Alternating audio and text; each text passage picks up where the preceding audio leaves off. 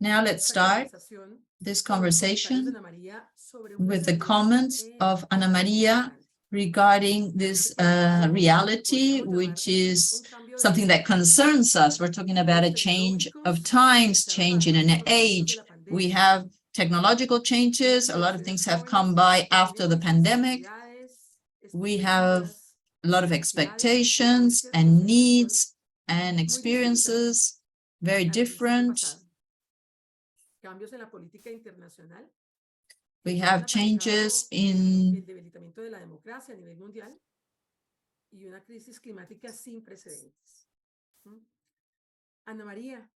Ana Maria, I would like to ask you, how do you express this change in times in this movement? I will now focus on the movement, given the position that you have honored me since last year. We live in a time of historical transition, which is impacting the lives of the movement in different aspects. It's a process that is not something that is starting now, it started decades ago. And the changes and the impact of the movement has been gradual.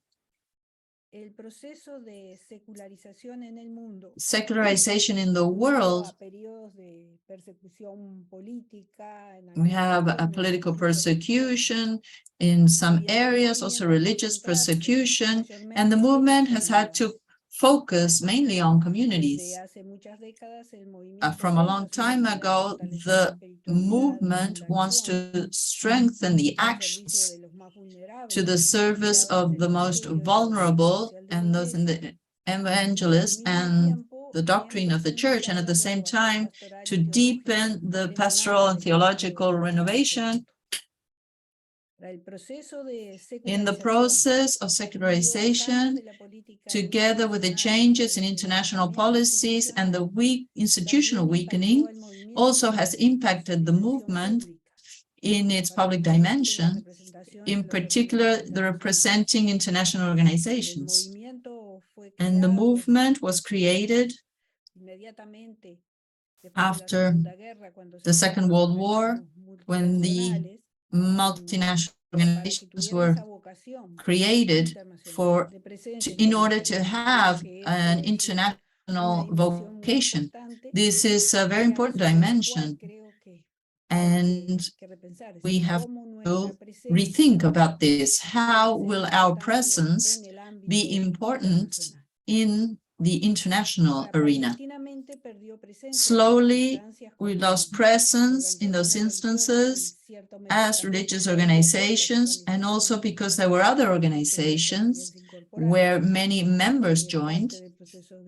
It's part of the secularization process, the loss of the presence of religious organizations with the social and political influence that we had in the 20th century. So in the 21st century, we have a different presence than we had before, as we saw in the first presentation of Eugenie. The community experience, with all its richness, showed us also like shelter, sometimes comfortable to live in faith, but with difficulties to find new ways of evangelizing our peers and giving our experience of faith to new generations. The individualist culture, strengthened since the 90s by the expansion of neoliberalism, has made it very difficult for the community to live this faith experience. Also, the technological transformation has brought about different ways of communicating that today makes our movement have to rethink our experience as an international movement, today present in all the regions of the world. And this allows us to rethink about our future, focusing on our past. I believe that this does not demand that we redefine ourselves. We continue with the same profile, but individually or in communities, we work to strengthen the dialogue between faith and the different cultures and strengthen the evangelism. I think the new reality can strengthen this, and we must take advantage of this to strengthen our international experience and our community experience by recovering the future from our roots, and see how we want to propose this in the panel. The communities and the regional groups or international groups live until today our pre-experience in the presence. The meetings were only possible in long periods, in particular at local level, that was scheduled by the Assembly. The International Council is in the hands of only a few people to organize the movement. It is necessary this takes us to an organization, a democratic organization, because the members were elected in an assembly and also established the guidelines of work. However, it's a vertical structure, because the collective groups took a long time to be consulted. Today, it's possible and necessary to rethink the International Council as a coordination, where the members of all the order can have and be part of, because we are an international movement that brings the voice of Pope Francis to construct a synodal church. That is why, in this change of times, we must continue in line with the Vatican II to have the reform of the church so that we can work together, which implies reviewing our own organization, our way of living, our commitment as a global community, and our capacity to adapt to the different challenges we have today, how we live this. In the past webinar, we talked about synodality. According to the bylaws, as an entity of we have specialized secretariats. Until now, these were organized in a disciplinary way. However, nothing opposes that we can organize them in interdisciplinary groups according to the big global challenges and the sensitiveness that attracts more young people. And our communities, our local communities and the members are committed with this, and we have been working on this in the past meetings. In some cases, the movement has an accumulation of experiences, as we saw in our first meeting, which was on human rights. And at the request of MEC, our dear Eugenie Montalvo talked about the experience and talked about the High Commissioner's office in Geneva. This is not about doing the same, because today we have different problems and different tools, new opportunities that make us rethink of this in a creative way, not as a work of the International Council, but as the work of a specialized secretariat constituted but with other disciplines also, like sociology, philosophy, in order to have, in the perspective of Francis, an integral, a comprehensive view of human rights. This topic is linked to the topic of weapons and taking away the weapons in consonance with the vision of Pope Francis. So I propose that in those secretariat we rethink that the people who want to work in the different regions of the world can meet and work together and can exchange experiences, and that way we can strengthen these topics that some may be older topics, some may be newer topics, but what we're interested in is the dignity of the human being, that it is respected. Also, when we talk about the weakening of democracy, the process of globalization, the neoliberal project has led to an erosion of national states and the deepening of social inequality. And also the perverse use of social communication has broadened the gap now with a lot of people with uncertainty and fear. And this has brought about populism that don't know about human dignity, and there's a lot of social tension. These processes bring about migration, people looking for shelter, refugees. We saw some of these things in Poland. This is a great example. And the representation in migrations in the Council of Europe, that Mego Ossi talked about this, in alliance with Miance, another movement of Catholics. Youth, as you will remember, in our meeting on democracy, brings us, the older people, to the political responsibility. Youth is calling on political responsibility, and they also have work that has brought them more together with us. As they said, the youth from Zimbabwe talked about this. We should also work more closely with Vienna and have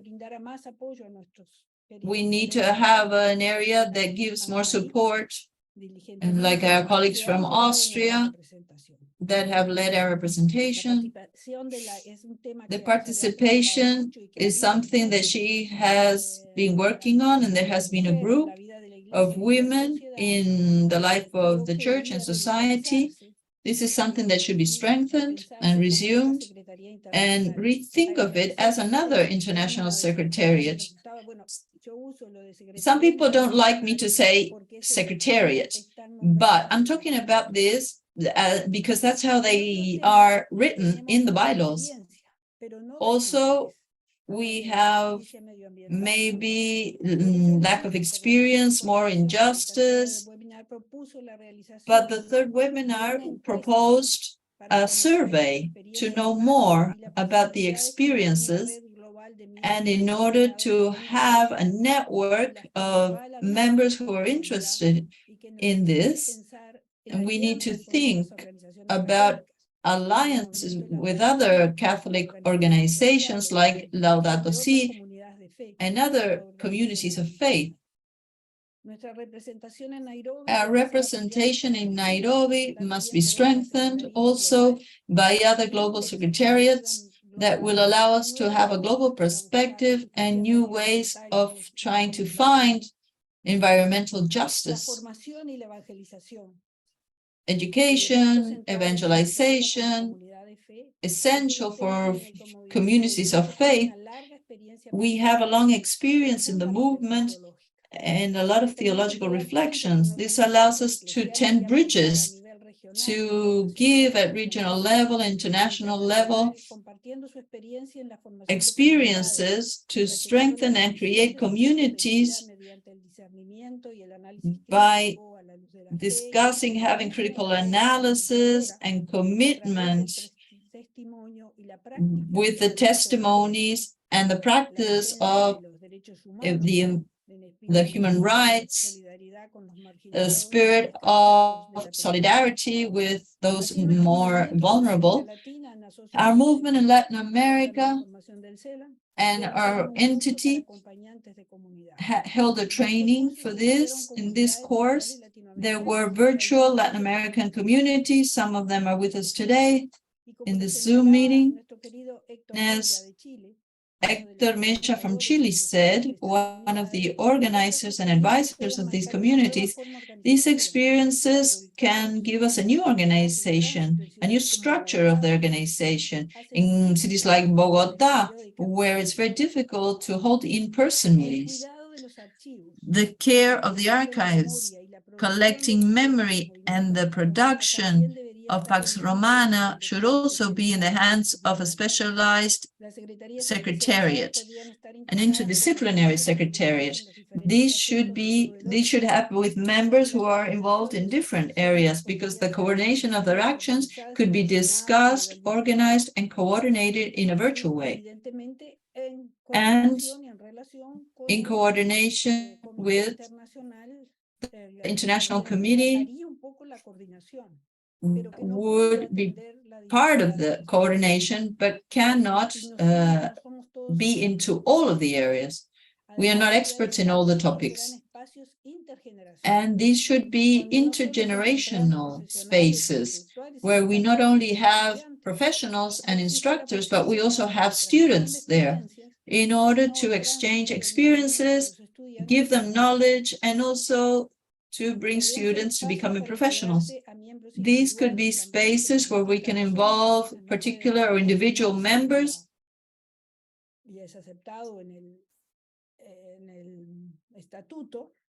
This is accepted in the bylaws.